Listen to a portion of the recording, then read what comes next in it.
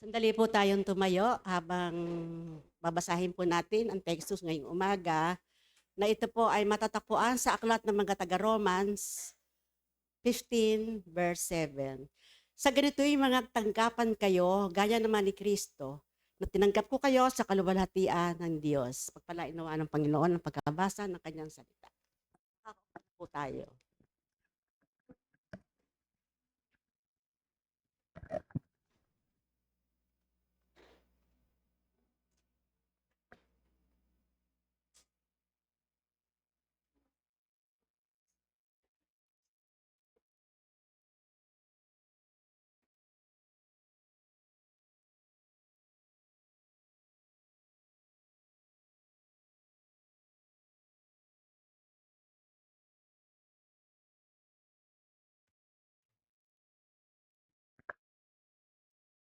Praise. Ayan. So, kung si Ate Tessie po kinakabahan, lalo ako. Ayan, so, dadako po tayo sa ating housekeeping matter. Ayan, so last month po is, ano po bang team natin last month? May nakakatanda po ba? Ayan, Bible month. Ayan, and I'm sure many of us is maraming natutunan with regards sa pagbabasa ng Bible and understanding it, no? And as we read through our Bible, ayan, mas nakikilala natin kung sino ba si Lord sa buhay natin. Yan. So, ang topic natin ngayon is, ayan, so relationships with God. So, ano-ano nga ba yung mga relationships na pwede tayong magkaroon kay Lord? Ayan. So, una, ano ba ang una nating pwedeng maging relationship kay Lord? Ayan. So, una is the Creator and the creation. Ayan, the Creator being God and us being the creation. Ayan, ilan sa atin po na nagsisimula pa lang sa walk natin sa kay Lord. Ayan, kilala pa lamang si Lord una bilang kanyang creator or manlilikha. Ayan, so humans are born with a deep inner longing to comprehend yung eternal purpose natin. So, sino ba yung Almighty Creator natin? So, sino ba yung dapat nating sambahin bilang creations? Ayan. So, merong something like craving, ayan, na naka-built in sa atin, naka-program yan bilang creations to worship. Ayan. So, at noong hindi pa natin kilala si Lord, is ibang mga bagay yung nakatuon yung worship natin sa ibang mga bagay. So, yung hunger to worship is na-fulfill ng mga bagay o gawain na hindi naman worthy para sambahin natin. So, ano po ba ang ibig kong sabihin? So, punta po tayo sa Galatians 5, verse 19 to 21. So, I'll give emphasis na lang dun sa verse 20. And so, mababasa po natin is idolatry. And then, itong mga things na to is, kapag ikaw nakagawa nitong mga ganitong practice o bagay is, you will not inherit the kingdom of God. So what do I mean? So yung mga idols po natin sa buhay, so these idols take the form of money, people, careers, hobby, passions, ayan, possessions, yung pong mga bagay na nagre-replace kay Lord sa ating mga puso. Ayan, so example, Kuya Sam, I'm finding happiness po sa pagiging fangirl ko sa, ano ba yun, BTS. So, bakit? Can you not, may tumaw. Bakit can you not find happiness kay Lord? Di ba pwede yun? So, Kuya Sam, passion ko kasi mag-travel kung saang-saang lugar eh. So, ayun, kaya pala wala ka kapag ka Sunday service madalas. Yan. So, Kuya Sam, hobby ko lang namang mag-collect nitong mga collector's items na to, mga toys, ganyan. Kasi nakakawala ng stress kapag ka nga naman tinitingnan niya. Ang tanong is, visible ba si Jesus sa wallet mo? Ayan. So, alam niyo po, very crafty si devil, no? So, kaya nga na-convince niya si Eve na kainin yung bunga ng punong kahoy na nagbibigay kaalaman tungkol sa mas mabuti at masama eh. So, let us examine ourselves and mag-ingat po tayo na baka nagko-commit na tayo ng idolatry. Ayan. So, maging matalino po tayo. So, hanapin palagi po natin si Jesus or si Lord sa mga bagay na gagawin natin or pagtutuunan natin ng pansin. So, at kapag wala sa equation si Lord, ayan, wisdom comes na suriin natin mabuti yung mga possible na mangyari. Ano ba, lalayuan ko ba to or what? So, itigil natin yung mga ganong bagay kung wala sa equation si Lord, di ba? So, hindi ko naman po sinasabi na huwag po tayong maging masaya or huwag magpakasaya or mag-relax-relax kasi, di ba, deserve mo naman yung mag-relax-relax after you're doing best in life. Eh. Ang point ko po is isama po natin and isaalang-alang si Lord sa mga gawain po natin. Halimbawa, kung sa loob po ng isang linggo, pag-isipan natin no, kung ano-ano ba yung mga nagagawa kong fruitful para sa kingdom ni Lord. O di kaya kung wala ka pang naisip, ano-ano yung mga bagay, mga pwede ko pang gawin para or i-commit kay Lord, di ba? So let us be fruitful sa kanyang kingdom. And alam naman po natin na yung Diyos po nating sinasamba is isang jealous God. So alangan namang sa iba nakatuon yung worship natin. So imbis na kay Lord, di ba? So as His creations, and po, our worship, praise, honor, and adoration belong to God alone. Ayan. And siya lamang po yung tanging worthy para sa mga bagay na ito. Number 2, ano pa kayang relationships ang pwede nating ma-encounter kay Lord? Ayan. So, Father and children. So, God being our Father and us bilang kanyang mga anak. Ayan. So, moving a step further sa relationship natin kay Lord. So, makikilala natin siya bilang isang ama. So, taas nga po yung mga daddy's girl dito. Meron po bang daddy's girl? Daddy's girl? Wala. Ayan. So, yung mga prinsesa ng kanilang po mga tatay. Parang nagtaas si Ate Leia eh. Daddy's Ayan. So, yung mga prinsesa nga ng kanilang mga tatay. Ayan. So, usually, sila yung mga talaga namang spoiled. So, hindi naman ibig sabihin na spoiled is negative, no? So, parang palaging favored, ganon. So, pag may hiningi, bigay ka agad. And, ayan, to be fair, meron din, kung may daddy's girl, meron din namang mga mama's boy, di ba? So, meron ba dito mama's boy? Nagtaas na si RT. Ayan, so a quick word study lang po. No? So kung para mas daman natin kung gaano tayo kamahal ni Lord. So 1 John 3 verse 1, ayan po, sabi dito is, Behold, what manner of love the Father hath bestowed upon us that we should be called sons of God. So yun pong what manner dito is, sa Greek po, ito po ay, ang basa po dito is potapos. Ayan, so sa Greek word. So ang ibig pong sabihin is, ayan, so what kind, what sort, what wonderful, how great, what sort of person. So interrogatively, whatever, example of what possible sort.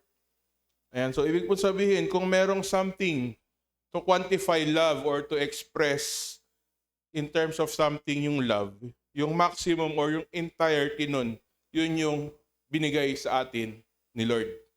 Ayan. So next po, sa NIV naman, ang sabi po dito is, see what great love the Father has lavished on us that we should be called children of God. Ayan. So sabi ni Cambridge, ano po masabi ni Cambridge? Yung lavish, word na lavish ay spending, giving, or using more than necessary or reasonable more than enough. Ayan. So hindi natin deserve, pero still, God loved us. Ayan. Sa Amplified version naman po ng Bible, sabi dito, see what an incredible quality of love the Father has shown to us. Ayan. So, very, hindi natin deserve, pero si Lord, siya yung nagbigay or nagmahal sa atin lavishly. So, although we are unworthy dahil nga tayo makasalanan, so, but still, God showed love to us. Ayan. So, next po is Father being a provider naman.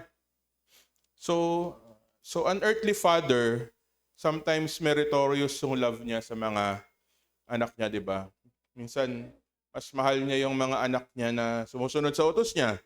Di ba? Mas mahal niya yung anak na mataas yung grades, ayan, mas mahal niya yung anak na mas nagbibigay palagi sa kanya ng pera, or ano, on the flip side, may mga anak naman na kailangan pang i-earn yung love para ng kanyang mga parents through doing good sa mga bagay-bagay. Ayan. So, pero si Lord, iba po yung klase ng love niya para sa atin. So at times, we fail Him, and yet, His love and grace pa din yung nangingibabaw, given that we seek forgiveness and repent. Ayan. As our Heavenly Father, He is also our great provider, our Jehovah Jireh. So ang tanong po is, do we acknowledge Him as our provider? So minsan ba nagagawa nating genie si Lord na yung tipong nananalangin ka para sa isang sa needs mo para bukas or mamaya, tapos gusto mo agad-agad. Gusto mo ganun. Meron ka agad provision si Lord, no? Di kaya naman hindi ka na humihingi o nag-pray tapos mag-expect ka something. Nasaan yung provision ni Lord? Eh, hindi ka naman humihingi. So, para ba tayong si Juan Tamad na mag-aantay na lang na malaglag yung mansanas sa puno? So, minsan gusto po natin, isusubo na lang sa atin. So, provision gusto, pero prayer, ayaw. Ayan. Sabi po sa Matthew 7, verse 7 to 11. Ayan po. So, ask and it will be given to you. Seek and you will find. Knock and it will be open to you. For everyone who asks receives, and the one who seeks finds. And to and the one who knocks, it will be opened. Or which one of you, if his son asks him for bread, will give him a stone? Ayan. Verse 10 is, or if he asks for a fish, will give him a serpent. Ayan. So if you then, who are evil, know how to give good gifts to your children, how much more will your Father, who is in heaven, give good things to those who ask Him. So ask, seek, and knock. Ayan. So acknowledge po natin that the Lord is the owner of all things. So at bilang mga anak po niya, at bilang provider natin, so ibibigay niya lahat ng ating mga pangangailangan. That is, if you pray. So kaya, we should pray often, pray with sincerity, pray earnestly, and pray in all seriousness. So pray constantly. And sabi po ni Matthew Henry sa kanyang commentaries. Ayan. So ask, represent your wants and burdens to God, and refer yourselves to Him for support and supply according to His promise. So as a traveler, as the way to pray is to inquire of God. So seek as for a thing of value that we have lost, or as the merchantman that seeks goodly pearls. Seek by prayer, and knock as he that desires to enter into someone's house knocks at the door. Ayan. Next po natin is the Father bilang isang disciplinarian. Ayan. So medyo mahaba, kaya binibilisan ko na lang. So kanina, so pagpapala yung usapan. No? Ngayon naman, ang pag-uusapan natin is pagpapalo. Ayan. So both parents can discipline their child, no? Pero parang by default, sino yung yung usually nagdidisiplina? It's usually the father, di ba? So ayan, so si tatay yung madalas mamalo. Ayan. So discipline is a form of love. Agree po ba tayo? Ayan. So kasi yung mga parents natin, kung wala siyang malasakit o pagmamahal sa atin, they would not bother to correct or rebuke us or discipline us, di ba? So yung mga children daw na hindi nadidisiplina madalas is lumalaking rebellious, walang respeto sa authority, and they find it difficult to willingly obey and follow others, including God. So sabi po sa Matthew 12, verse 6 to 7, ayan, my son, do not regard lightly the discipline of the Lord, nor be weary when reproved by Him, for the Lord disciplines the one He loves. So bakit nga po ba tayo dinidisiplina ni Lord? So God disciplines His children because, una, syempre, He loves them. Then, He disciplines His children to make them more mature, to keep them on the right path, to grow their faith, to purify them from sin. So, in short, the result of God's discipline is holiness and maturity. So katulad po ng mga magulang na gustong tularan sila ng mga anak nila kapag sa profession ng mga anak nila, so paglaki nito.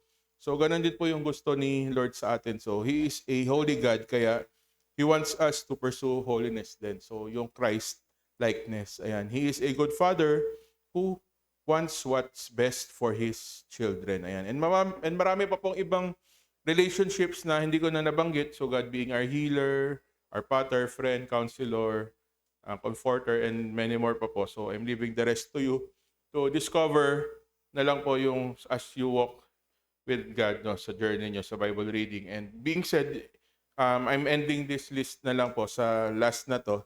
So, and I believe this is the most beautiful relationship out of all. Is the Redeemer and the redeemed. So, God being our Redeemer and us being the redeemed. Ayan. So, lahat po tayo is nagsimula sa broken relationship with God kasi we are born of a sinful nature, so inherited from Adam. So yung sin na yon yung nag-separate sa atin from God. So although our sin separated us from God the Father, in His love and mercy, through grace, God arranged the ultimate rescue mission. So para sa atin pong lahat, kasi nga we are all hell-bound. So by sending His Son to be our Redeemer.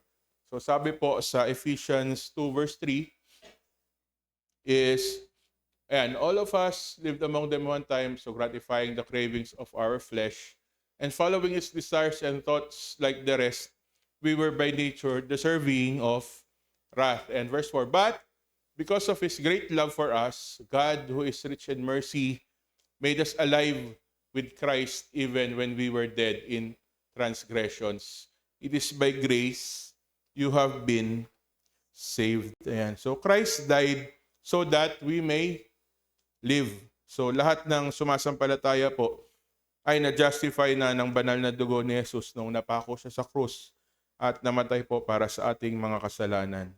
We are forgiven and cleansed from our sins, released from guilt and condemnation, and restored to fellowship with God. Ayan. So Romans 5 verse 9 to 10, since we have now been justified by His blood, how much more shall we be saved from God's wrath through Him? For if, while we were God's enemies, we were reconciled to Him through the death of His Son, how much more, having been reconciled, shall we be saved through His life? Ayan. So now that we can grasp kung saan yung stand ni God sa mga relationships na ito. So, kanina puro si God yung nababanggit natin. So, ngayon naman tayo. So, paano naman yung challenge para sa atin? So, una, as His creations, so, do we give our due worship, praise, honor, and adoration to God alone? So, bilang mga nilikha, kilala mo ba kung sino yung lumikha sa'yo? And ibinibigay mo ba yung lahat ng pagsamba at papuri sa Kanya lamang? Next, did we already cast out our idols that replace God in our hearts? Ayan, so kung hindi pa, are we ready to commit to God that we are casting out our idols and have a fruitful life in His kingdom? So handa po ba tayo na isang alang-alang at isali si Lord sa mga bagay na gagawin natin? So ano-ano bang mga bagay yung mga kaya nating i-commit para maging fruitful sa kaharian niya? And as children of God naman, is how are we reflecting on being undeserving and yet God still lavished us with love? So do the love of God overflow and manifest in us? So handa ka bang suklian ang pagmamahal na naranasan mo kay Lord sa pamamagitan ng pagmamahal din sa Kanya at sa mga tao sa paligid mo, lalong-lalo na yung mga kapatid mo kay Kristo? Next is, do we acknowledge that God is the owner of all things and that He can provide our every need given we ask, seek, and knock? So nasa Diyos ba ang buong kumpiyansa natin at pagtitiwala na kaya niyang tustusan lahat ng pangangailangan natin. So tanging sa Diyos lamang ang tanging sa Diyos lamang ba ang full dependence mo? At naniniwala ka bang ikaw ay bibigyan if you just ask, seek, and knock? And then, do we delight in His discipline, knowing that God loves whom He disciplines? So, sa oras po ng trials and testings, sa oras po ng pagdidisiplina sa atin ni Lord, handa po ba tayong sumunod sa kung ano yung nais niyang i-correct sa atin, sa ating mga buhay, tulad nung nabanggit kanina, idolatry, mga masasamang gawain, mga bisyo, ayan, hindi magandang pag-uugali, pagmumura, pagsaway sa magulang, sexual immorality, and iba pa. So do we delight kapag dinidisiplina na tayo ni Lord? Ayan. And lastly, as the ones redeemed, ayan, do we still live a life of sin and are separated from God? Or, knowing that we are blood-bought, we live a life pleasing to God, and are we walking in the light, in fellowship with God and having fellowship with one another? So, I'll repeat again, Christ died so that we may live. So, let us not let who we were in the past, yung magbuhay natin, nung nakaraan na namumuhay pa tayo sa kasalanan, define our position on who we truly are sa kay Lord. Ayan. Let this be a reminder to us of who we are in Christ, bought by His blood, taken from darkness into the light. So, yun lang po. To God be the glory.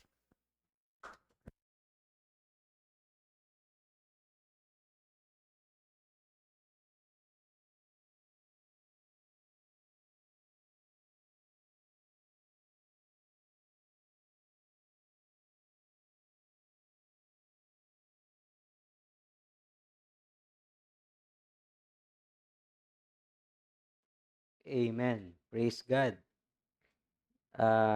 Bago tayo ah, magdako sa ikalawang preaching, let's call on Brother Sam and Shane, Sister Shane, Brother James and Sister Shane sa harapan, and we will pray for them.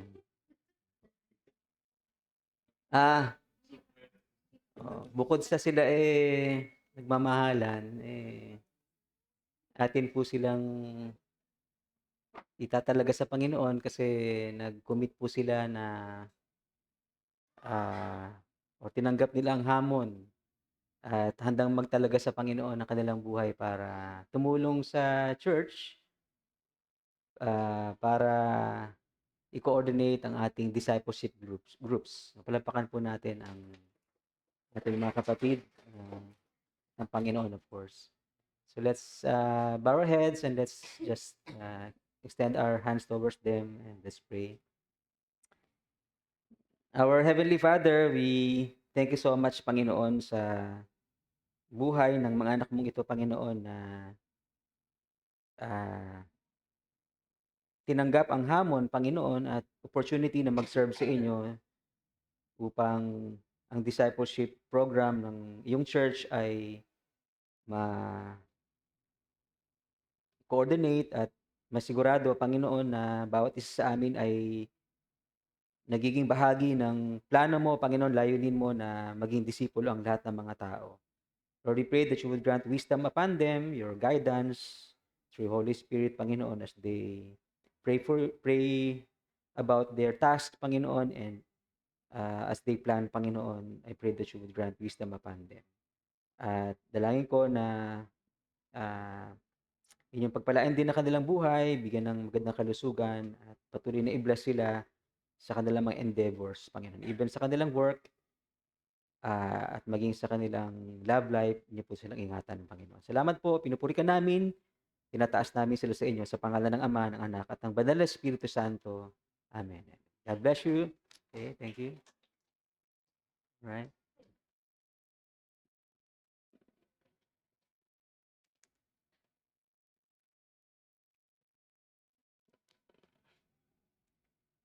Sa ganito'y magtanggapan kayo, gaya naman ni Kristo na tinanggap kayo sa kaluwalhatian ng Diyos.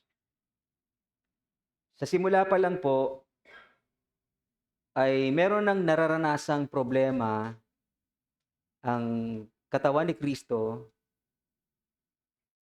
ah, ever since. Okay. Kahit sa panahon nila Apostle Paul, kahit sa panahon after them, the church experiences problems inside itself or herself. Hindi lang yun persecution, kundi mismong problema sa magkakapatid kay Kristo. So, hindi na bagay yung nararanasan natin. Even during the New Testament times, ang church ay nakakaranas ng problema ng relationships ng magkakapatid kay Kristo. Sa ating text ay in-address ni Apostle Paul ang problema sa church sa Rome, ang problema ng posibilidad na sila'y mahati at magwalang bahala sa bawat isa. May dalawang grupo na hindi nagkakasundo sa kanilang conviction patungkol sa pagkain na pinagbabawal na sa batas ni Moses at iba pa. Para sa mga Gentile Christians, nilinis na ng Diyos ang lahat ng tinuturing na marumi. Pero ito ay threat sa church dahil pwede itong magresulta ng pagkakahati at pagbabaliwala sa bawat isa. Hanggang ngayon, may threat pa din ng division at pagtatalo sa loob ng church. At saan yun nagsisimula? Sa pride, sa lack of understanding, at sa lack of love for one another. So ang instruction ni Apostle Paul para sila ay magkaisa ay ito. Sa review, natutunan natin na para tayo ay magkaisa, let's help the weaker brothers. Let's get rid of selfishness, pagiging makasarili. And instead of putting others down, let's build one another up.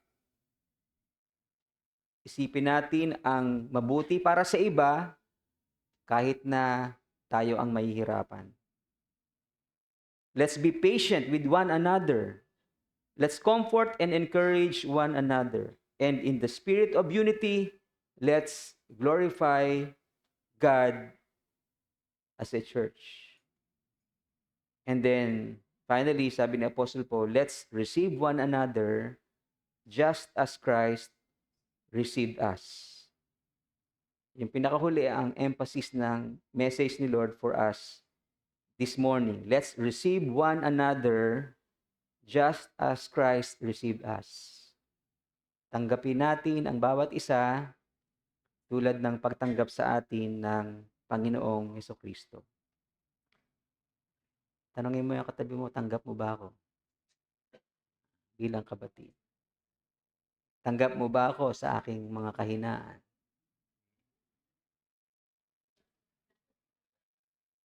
So let's receive one another. Let's accept one another. Let's welcome one another just as Christ received us, accepted us, and welcomed us.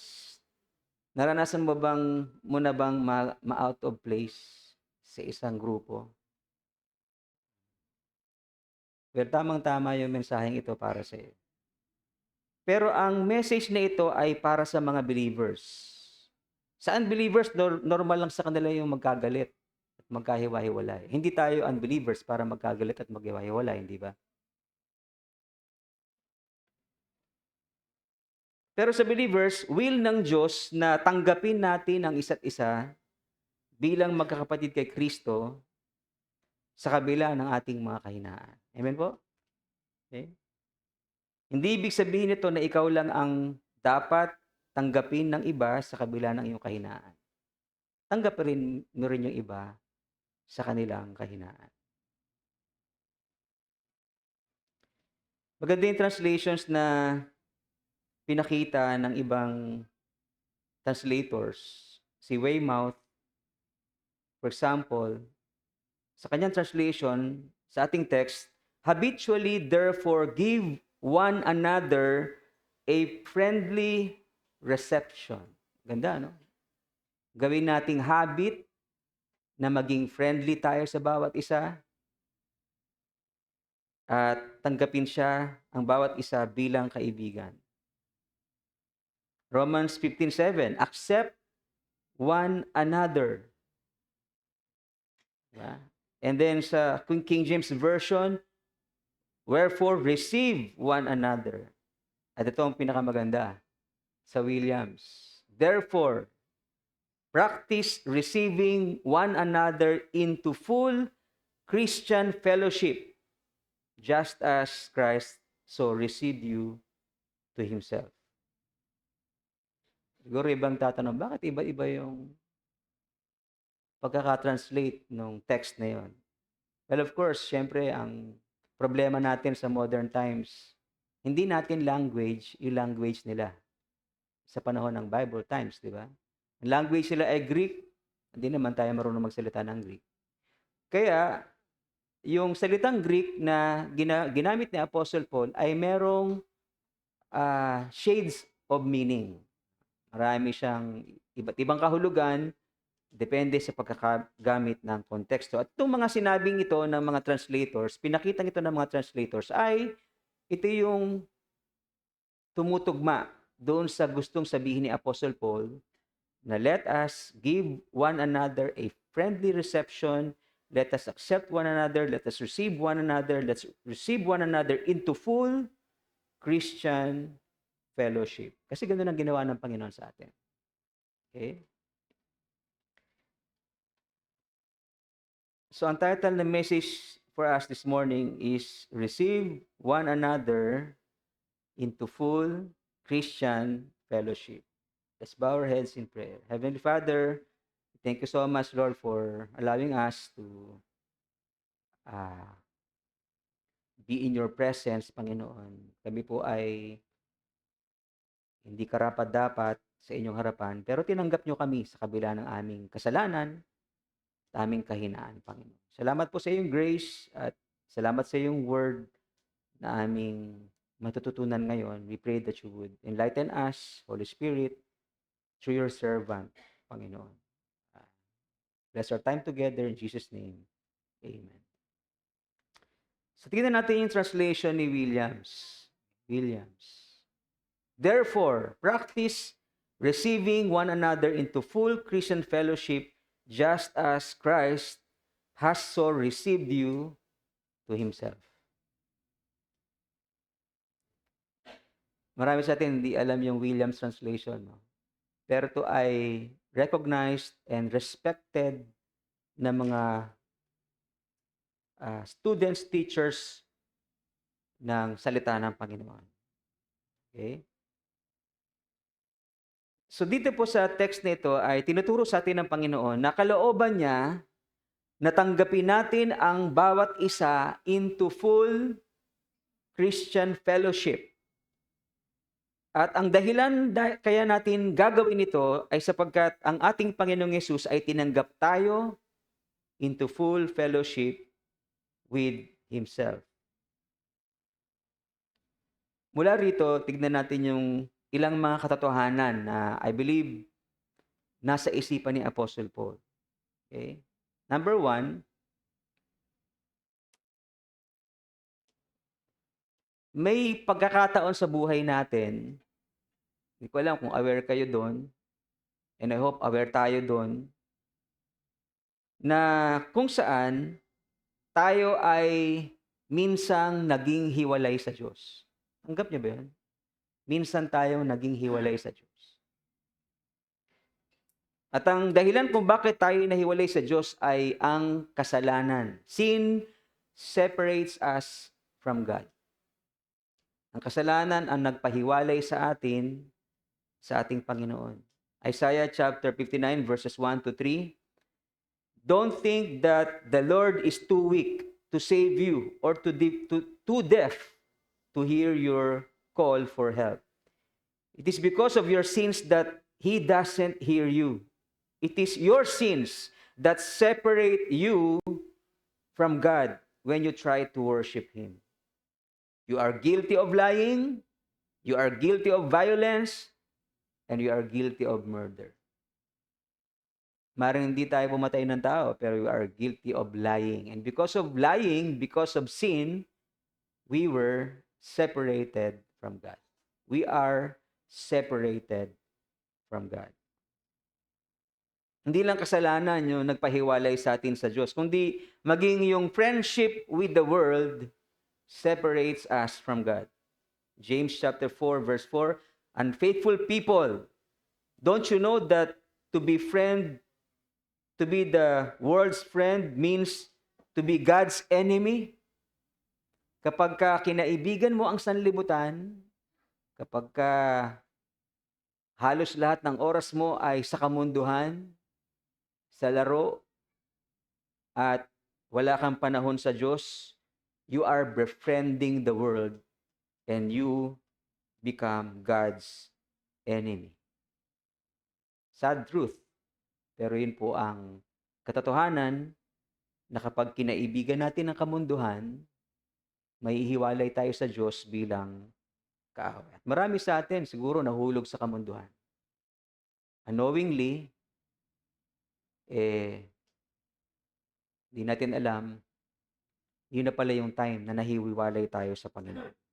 Colossians 1:21, at one time you were far away from God and were His enemies because of the evil things you did and thought.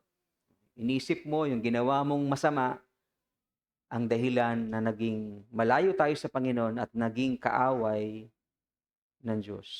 Hindi lang yon.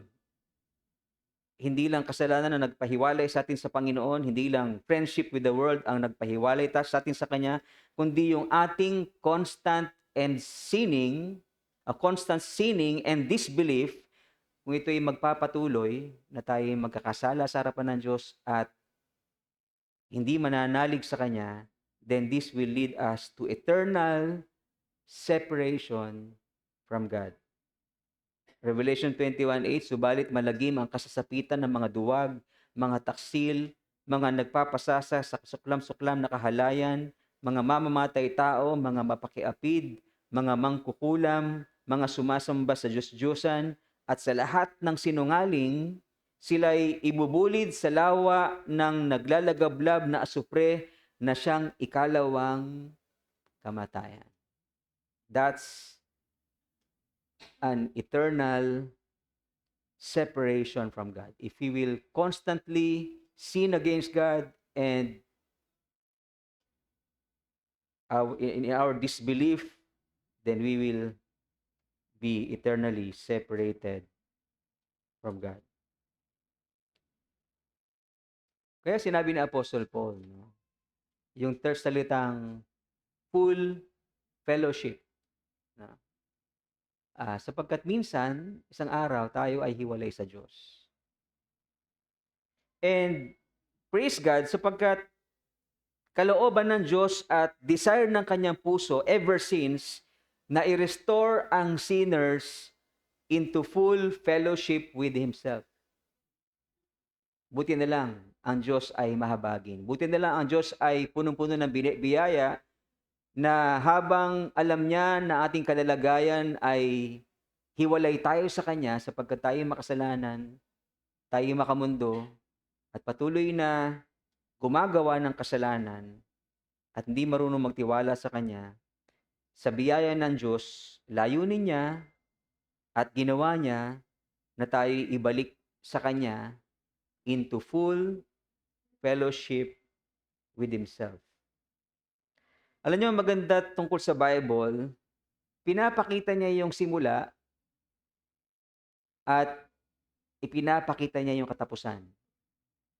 Yung first book ng Bible, the book of Genesis, presents the beginning of creation, the beginning of humanity, the beginning of sin, and how the first human beings who sinned against God were separated from Him.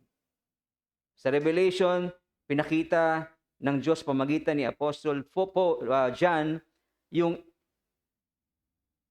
kawakasan ng evil and suffering, yung final doom ni Satan and his cohorts, at ang end ng first heaven and first earth. Pero nireveal din ng Diyos kay John na papalitan niya yung unang langit at unang lupa ng panibago. He will make a new heaven and new earth, and by His mercy and grace, He shall restore sinners into full fellowship with Himself, yung mga nagsisi at sumampalataya sa Kanyang anak na si Jesus. Kaya nga kung ipapahayag natin ang ating mga labi na si Jesus ay Panginoon at mananalig ka ng buong puso na siya ay binuhay na muli ng Diyos, maliligtas ka. Romans 10:9-10. Sapagkat nananalig ang tao sa pamagitan ng kanyang puso at sa gayoy napapawalang sala at nagpapahayag sa pamagitan ng kanyang labi at sa gayoy naliligtas. Ikaw ay maliligtas, ikaw ay isasama ng Panginoon kung saan siya naroon, may silid na inihanda ang Panginoon sa iyo sa kaharian ng Ama, at finally, ipanunumbalik ka ng Diyos or ipanunumbalik ng Diyos ang nasirang fellowship sa Garden of Eden, makakasama ka ng Diyos magpakailanman dahil ikaw ay nagsisi at tumanggap sa kanyang anak. Amen po? Okay. Pero hindi lang sa new heaven and new earth, pinlano ng Diyos na i-restore ang sinner sa pakikipag-fellowship sa Kanya. Ngayon pa lang sa lupa ay plano na niyang i-restore ang makasalanan sa Kanyang sarili. 1 John chapter 1 verse 3, what we have seen and heard, we announce to you also, so that you will join with us in fellowship that we have with the Father and with His Son, Jesus Christ. Sinulatan ni Apostle John ang mga believers na kaya meron tayong fellowship sa isa't isa dahil yon sa fellowship natin with the Father and with the Son.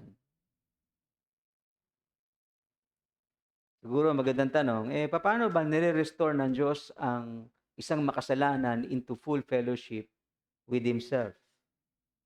Well, una, ang Diyos sa pamamagitan ng Kanyang iglesia, ng Kanyang bayan, ay pinoproclaim ang gospel. Romans chapter 10 verses 13-15, sapagkat sinasabi sa kasulatan, maliligtas ang lahat ng tumatawag sa pangalan ng Panginoon. Ngunit paanong tatawagan ng mga tao ang hindi nila sinasampalatayanan? Paano silang mananampalataya kung wala silang mapapakinggan tungkol sa Kanya? Paano naman silang makakapakinig kung walang mangangaral? At paano makakapangaral ang sino man kung hindi siya isusugo? Ayon sa nasusulat, o kay inam na makitang dumarating ang mga nagdadala ng mabuting balita. Sino yung nagdadala ng mabuting balitang ito? Ang lahat ng sumasampalataya sa ating Panginoong Jesucristo. Kaya sabi ng Panginoon sa Kanyang mga disciples, sa tayong mga disciples din ng Panginoon, go and make disciples of all nations, baptizing them in the name of the Father and of the Son and of the Holy Spirit, and teaching them to observe everything I have commanded you, and surely I will be with you always. Hindi lang yon, God through the Holy Spirit convicts the sinners to repent and believe in Jesus Christ. Matapos nating mapakinggan ang mabuting balita ng kaligtasan, ang banal na Espiritu ay kumikilos upang tayo ay i-convict. Maunawaan nating tayo ay makasalanan at tayo tumugon ng tama sa harapan ng Diyos ng may pagsisisi at pananampalataya sa ating Panginoon. Hindi lang yon, God through Jesus' blood forgives the repentant sinner. Ephesians chapter 1 verse 7, for by the blood of Christ we are set free. That is, our sins are forgiven. How great is the grace of God. And then God through His power grants the believer the right to become His child. John chapter 1 verse 12, but to all who did receive Him, who believed in His name, He gave the right to become children of God, who were born not of blood, nor of the will of the flesh, nor of the will of man, but born of God. And then God, through His promise, assures believers of full fellowship with Himself. John 17:20-21, hindi lamang sila ang dinadalangin ko, sabi ng Panginoon sa kanyang panalangin sa Ama, hindi lang yung mga disciples niya yung dinadalangin niya, kundi pati ang mga mananalig sa akin dahil sa kanilang pahayag. Maging isa nawa silang lahat, Ama, kung paanong ikaw ay nasa akin at ako'y nasa iyo, gayon din naman maging isa sila sa atin. Maging isa sila sa atin. That's entering into full fellowship with God. Maging isa nawa sila sa atin. Yun ang dalangin ng ating Panginoon, na maging isa tayo, hindi lamang sa bawat isa, kundi maging isa tayo into full fellowship with Him being our God. 1 Corinthians chapter 6 verse 19, do you not know that your body is the temple of the Holy Spirit who is within you? You see?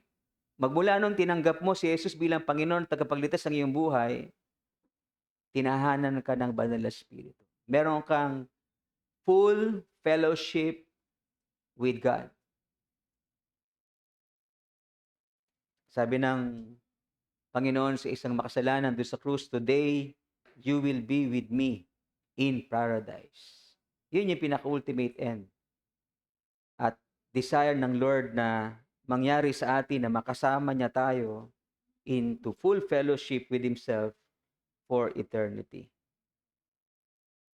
So nung binigay ng Diyos, ni Apostle Paul ang instruction, receive one another just as Christ received you, naintindihan niya na dati ay hiwalay tayo sa Kanya, pero ngayon ay tinanggap sa pamagitan ng ating Panginoong Kristo, at ang Panginoong Hesus ay susumamo sa Ama na tanggapin tayo into full fellowship with Himself. Hindi lang yon. God in Jesus Christ receives us despite our weaknesses. Nung tayo sumampalataya sa Panginoon, tinanggap tayo ng Diyos sa Kanyang sarili. Hindi lang yon. Tinanggap tayo ng Diyos sa kabila ng ating kahinaan. Nagkaroon tayo ng fellowship sa Kanya by His grace.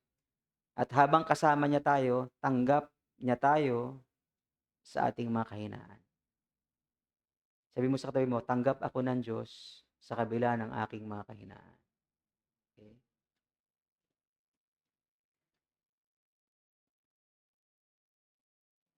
Romans chapter 5 verse 8, datapwat pinagtagubili ng Diyos ang kanyang pag-ibig sa atin na nung tayo'y makasalanan pa, si Kristo'y namatay para sa atin. Minahal ka ng Diyos nung makasalanan ka pa. Tinanggap ka ng Diyos nung may kahinaan ka.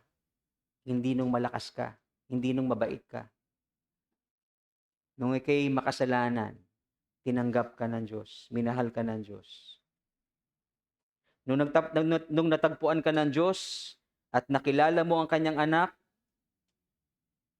yun yung panahong makasalanan ka. Nung nagsisi ka at nanalig sa kanyang anak, tinanggap ka niya bilang anak. Nung tinanggap ka ng Diyos at tinuring na kanyang anak, tinanggap ka niya sa kabila ng ikaw ay mahina. Patuloy ang pagpapakita sa iyo ng Diyos ng kanyang biyaya, na sa tuwing ipinapaunawa sa iyo ng Banal na Espiritu ang iyong mga kasalanan, at ikaw ay humingi ng tawad, tapat ang Diyos na pinapatawad ka sa iyong mga kasalanan at hinuhugasan sa iyong mga karumihan at tinatanggap bilang anak. So again, nung sinabi ni Apostle Paul, receive one another just as Christ received you, he was saying, hiwalay ka sa Panginoon dati dahil sa iyong mga kasalanan, ngunit ngayon ay tinanggap ka niya dahil sa grasya ng Diyos at sa iyong pananalig sa kanyang anak. Tinanggap ka niya ngayon sa kabila ng iyong kahinaan at patuloy na tinatanggap hanggang ngayon sa kabila ng iyong kahinaan. So, tanggapin mo din ang iyong kapatid kay Kristo sa kabila ng kanyang kahinaan.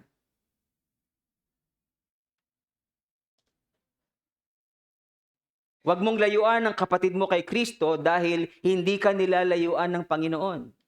Huwag mong iwanan ang kapatid mo kay Kristo dahil hindi ka iniiwanan ng Panginoon. Huwag mong pabayaan ang kapatid mo kay Kristo dahil hindi ka pinababayaan ng Panginoon. Amen po? Receive one another into full Christian fellowship just as Christ received you. Alam niyo, kung susundin natin ang salitang ito ng Diyos, then and only then, God will be glorified. Sa English Standard Version ng ating text, therefore welcome one another as Christ has welcomed you for the glory of God.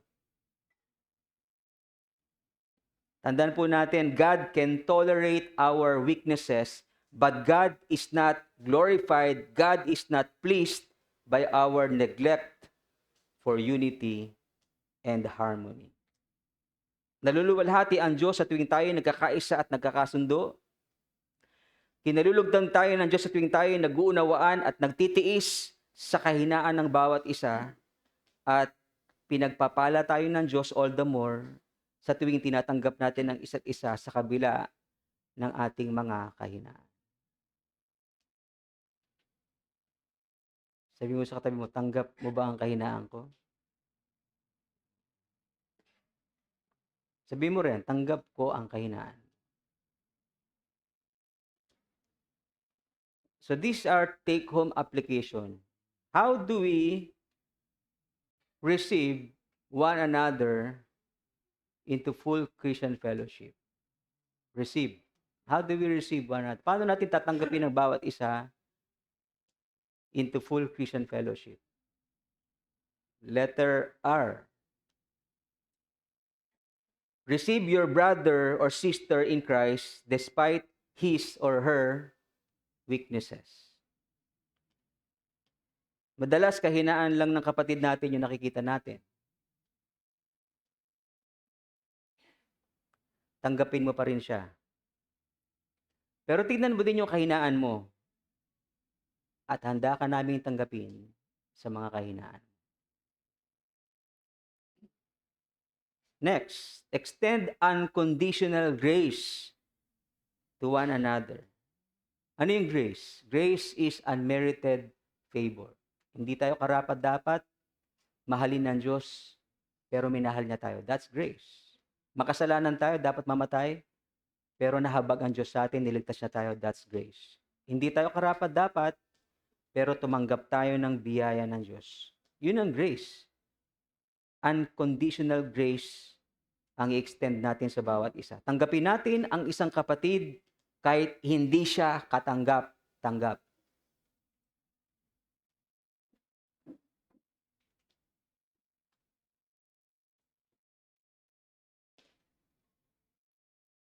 Letter C, paano natin tatanggapin ang bawat isa into full Christian fellowship? Correct one another privately.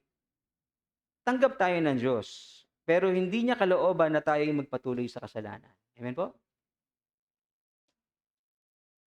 Tanggap natin ang isa't isa. Pero katulad ng Diyos, hindi natin tinotolerate ang kasalanan. Amen po? Hello? At may instruction si Jesus kung paano natin i-correct ang bawat isa. Private talk, not public. Confrontation, not counseling.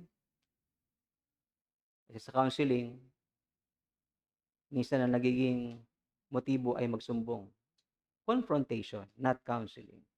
One-on-one, sa mismong tao na nagkamali, hindi sa ibang tao para ipagkalat ang pagkakamali. Kausapin na nagkamali, hindi para husgahan, kundi para ituwid at ipanumbalik sa Diyos. Letter E, paano natin tatanggapin ang bawat isa into full Christian fellowship? Expect future mistakes from fellow believers. Reality check, magkakamali tayo sa isa't isa, bukas makalawa. Tanggapin mo na magkakamali pa din sa iyo ang iyong kapatid. At tanggap namin kung magkakamali ka bukas or ngayon.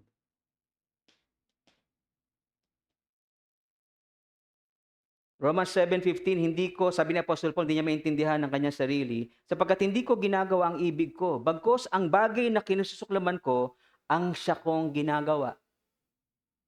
Inamin ni Apostle Paul na maging siya ay may struggle sa flesh.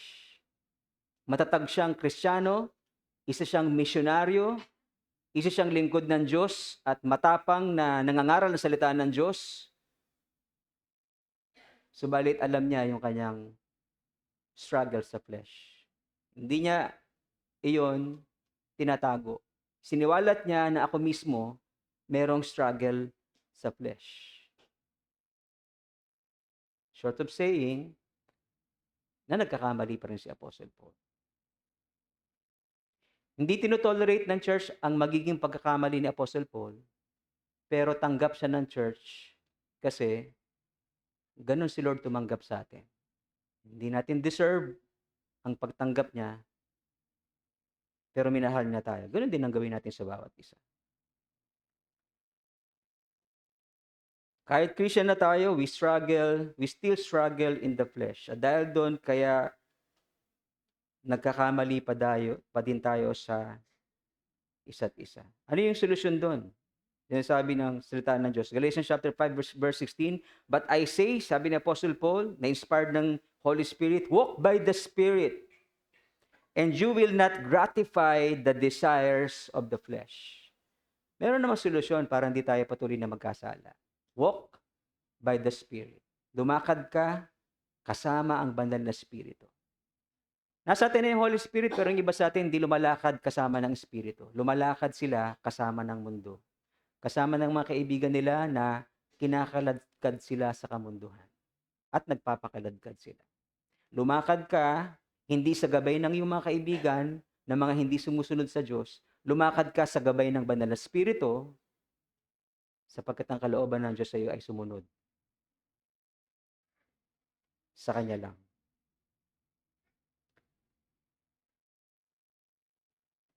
So dahil may struggle pa tayo sa flesh, may tendency na magkakamali tayo sa isa't isa. Kaya bigyan mo ng room for mistake ang iyong kapatid. Ano ibig sabihin nun? Pagka makagawa siya ng kasalanan sa iyo, yun ay dahil meron siyang struggle sa flesh. Kaya ka nakagawa ng kasalanan sa akin o sa iba. Yun ay dahil meron kang struggle sa flesh. Gusto mong gawin yung kalooban ng Panginoon pero di mo magawa sapagkat ang laman mo ay hinihila ka sa kasalanan. Para maresolusyonan yon, ma-resolve yon, walk by the Spirit. And you will not gratify the desires of the flesh. Letter I, paano natin tatanggapin ang bawat isa into full Christian fellowship? Intentionally forgive one another repeatedly. Alam natin magkakamali tayo sa isa, di ba? Kasi may struggle tayo sa flesh eh. Minsan, masuwayin tayo sa Panginoon. Kasala tayo. So, intentionally forgive one another. Not only once, not only twice, not only thrice, not only 7 times, kundi 70 times 7. Letter V, paano natin tatanggapin ang bawat isa into full Christian fellowship? Value friendly relationship more than pride. Yung iba, okay lang sa kanilang magkahiwalay, yun ay dahil sa pride. Nasira ang friendship, nasira ang fellowship, nasira ang relationship because of pride. So value friendly relationship more than pride. Ang Holy Spirit, nasasaktan siya, di ba, sa tuwing tayo nagkakasala. Kaya ang sabi ng Apostle Paul, do not grieve the Holy Spirit. Pero hindi niya tayo iniiwan kahit nagkakasala tayo. Di ba?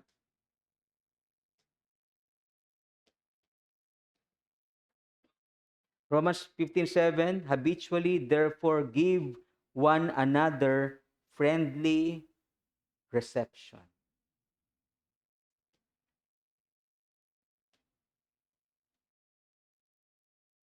Letter E, last. Paano natin tatanggapin ang bawat isa into full Christian fellowship? Encourage the absentee to come back to God. Tayo, magkakasama ngayon, di ba? Na-enjoy natin yung fellowship sa isa't isa at sa ating fellowship with God the Father, God the Son, and God the Holy Spirit.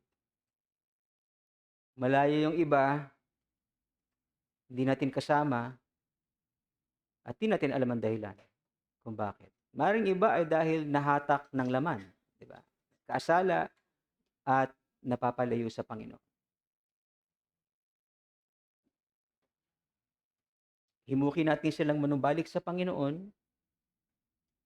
Let's encourage them. Kung ayaw niya makinig, let's warn them. Kung gusto niyang lumayo, let's pray for them. Kung siya'y babalik, let's receive them. Just as Christ received you. So in closing, Matthew 25:23, sabi ng master sa kanyang servant, "Well done, good and faithful servant. You have been faithful over a little. I will set you over much. Enter into the joy of your master." Sinabi ito ng Panginoon para i-illustrate kung paano niya tayo i-welcome sa kanyang kingdom. Enter the joy of your master. Ang plano ng Diyos ay i-restore ang sinner. Ang plano ng Diyos ay i-restore ang sinner back to himself. Yun ang plano ng Diyos. Kaya natutuwa ako sa ibang pastor na nakakakita, nakakapuna, na merong ibang dinidisiplina, pero parang walang ginagawa yung church para i-restore sila.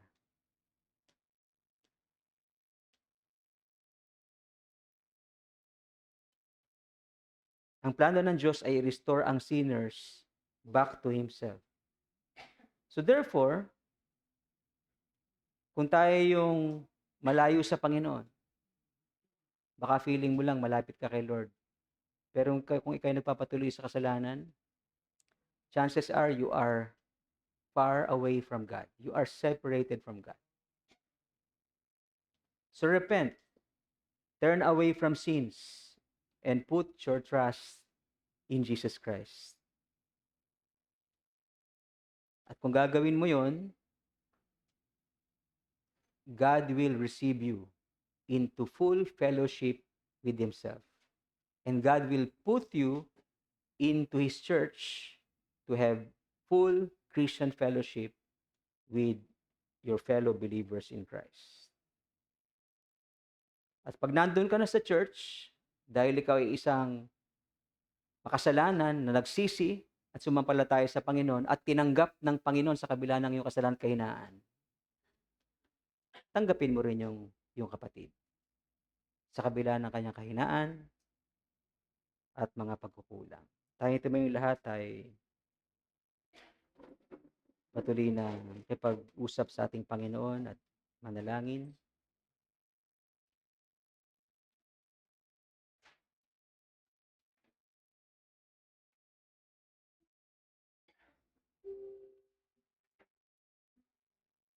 As our heads are bowed, let us not only feel the presence of God, but with all our hearts, and with all our mind, with all our strength, let's listen to Him for what He is saying to us. Maring pinapaunawa sa iyo ng Panginoon ang iyong nakaraan. Baka meron kang mga unresolved na conflict sa iyong kapatid, misunderstanding na maaring ngayon ay hindi pa naayos. Huwag mo 'tong i-ignore at lalong huwag mong i-ignore ang conviction ng Holy Spirit. Hindi puwedeng hindi ka i-convict ng Holy Spirit para makipagkasundo ka. Lagi kang gagambalain ng banal na espiritu para makipagkasundo. Sapagkat 'yun ang kanyang role sa atin. Pinapakita niya sa atin ang mga dapat nating pagsisihan at umaasa na susunod tayo sa kanyang kalooban,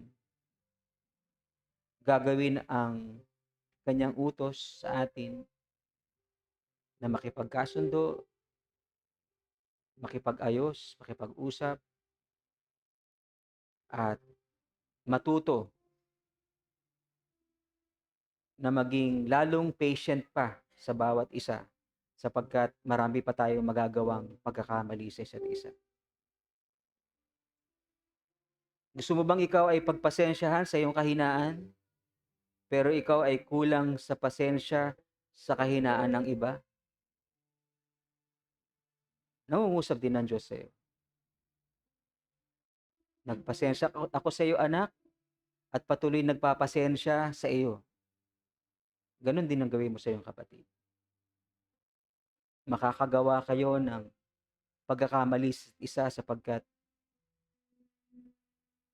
nahahata kayo ng laman. Be patient with one another. Forgive one another. Love one another. That is God's will for you and me. Panginoon, patawarin niyo po kami sa mga pagkakataon na hindi kami sumusunod sa iyong kalooban. Dahil sa pride namin, Panginoon, pinapanatili namin sira ang aming relationship. But today, Panginoon, nagpapasalamat kami sapagkat pinapalambot mo ang aming puso at tinuturuan na magpatawad, umunawa, magmahal, at pagtiisan ang mga kahinaan ng bawat isa sa amin.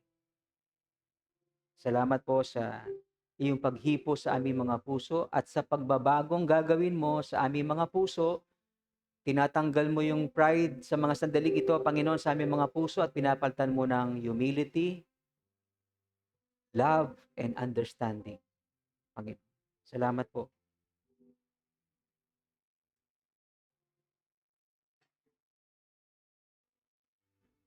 Sino man sa atin ang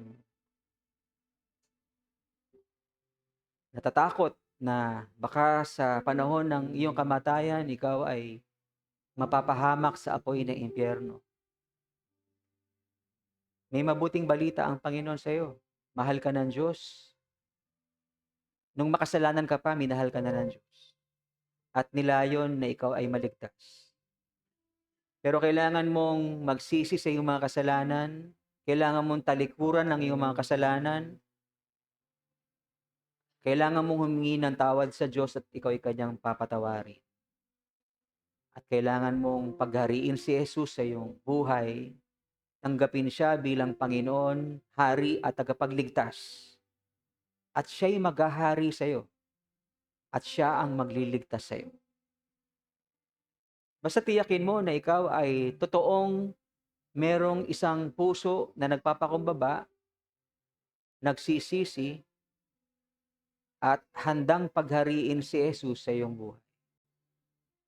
Isang paghahari na hindi na ikaw yung masusunod, kundi siya na bilang hari ng iyong buhay. Tanggapin mo siya bilang hari na mula ngayon, siya na ang masusunod, hindi na ikaw. Sa kanya ka na magpapasakop, hindi sa iyong sarili o sino mang tao o sa kaaway. Kay Jesus ka na magpapasakop at maglilingkod at sasamba habang ikaw'y nabubuhay. Kaya sa mga panahong ito, kung hindi mo pa ginagawang magsisi ng totoo at tanggapin si Kristo bilang iyong Panginoon at tagapagligtas ng may sinseridad, gawin mo na ngayon sa kanyang harapan. Pagsisihan mo ang iyong mga kasalanan at kilalanin si Jesus kung sino siya. Siya na hari at tagapagligtas na sinugo ng Ama upang tayo pagharian at iligtas sa tiyak na kapahamakan.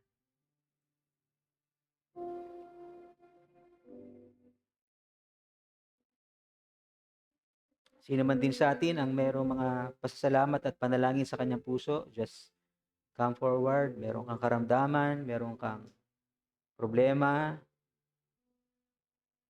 birthday mo ngayon, anniversary ng kasal, just come forward and thank the Lord and ask of Him. Pumatok tayo sa Kanya, humingi tayo sa Kanya, at maghintay ng Kanyang kasagutan. Panginoon, nasa inyo pong harapan ang ilan sa inyong mga anak. I just pray that you would touch them, Panginoon. Bless them, Lord God. Iba sa amin yung nagpapasalamat sa kaarawan na binigay mo sa kanila. Salamat sa added year. And I pray that you would continue to bless them, Panginoon, upang sila ay manatiling blessing at patuloy na maging blessing sa kanilang family, sa iyong church, at sa ibang tao, Panginoon, sa aming lipunan. Mga may anniversary sa kasal, Lord, I pray that you would bless their relationship, strengthen them even more, Panginoon. Tulungan sila sa mga pagsubok at natiling tapat sa bawat isa, Panginoon. Sa mga may karamdaman, Panginoon, sa aming mga nangihinang katawan, sa mga may edad na at lumalabas yung mga sakit sa aming katawan, Lord, we pray for your healing grace, your healing touch, in Jesus' name.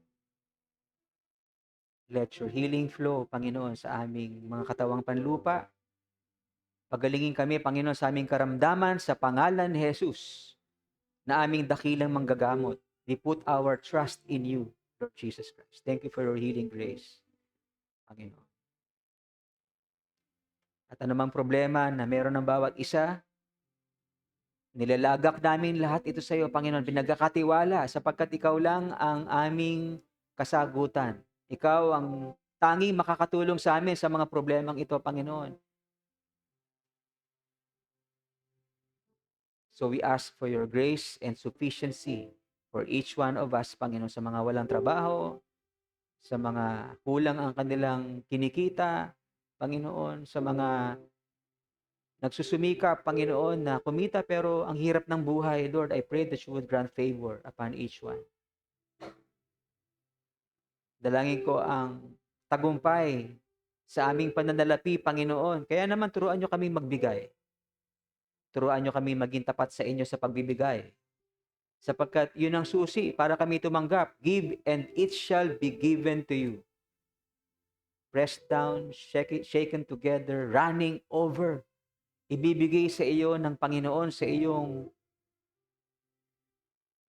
buhay ang lahat ng iyong pangangailangan. Just seek Him first in your life. His kingdom and His righteousness, lahat ng matuwid na kanyang hangarin para sa iyo ng iyong lakaran. At idaragdag ng Diyos sa iyo ang lahat ng iyong pangangailangan. Salamat po, Panginoon. Dalangin din po namin patuloy every Sunday. We ask that you fill us with your Holy Presence. Holy Spirit, fill us, Lord. Punuin niyo kami ng inyong Santong Espiritu. Mapuspos kami ng inyong Santong Espiritu upang kami ay madagumpay sa lahat ng tukso ng kaaway at sa lahat ng mga pagsubok sa buhay. Kami ay magtatagumpay sapagkat kasama ka namin at ikaw ang nagpapalakas sa amin. Ikaw ang nagpapatatag sa amin, Panginoon.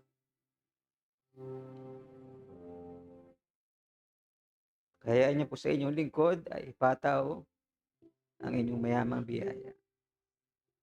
Pagpalain ka nawa ng Panginoon at ingatan ka. Paliwanagin ng Panginoon na kanyang mukha sa iyo.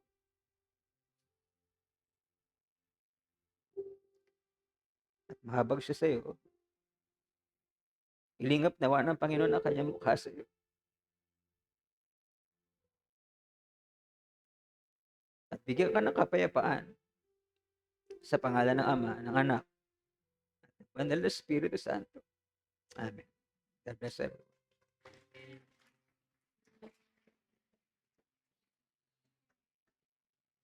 Ay, ay, ay.